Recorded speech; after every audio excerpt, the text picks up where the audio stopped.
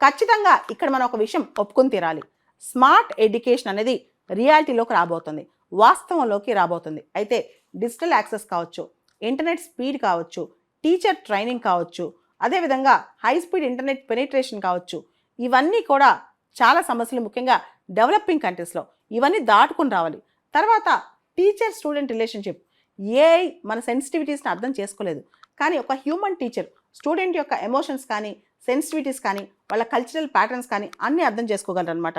అదేవిధంగా ఇంకా కూడా భారతదేశం లాంటి దేశంలో ఈ గురు శిష్య పరంపర కంటిన్యూ అవుతున్న దేశంలో ఏఐ అనే కల్చర్ ఎడ్యుకేషన్లో పూర్తి స్థాయిలో టీచర్ లేకుండా ఏఐతోనే చదువు అనేది ఇంకా మనం దాన్ని తీసుకోలేము అనమాట.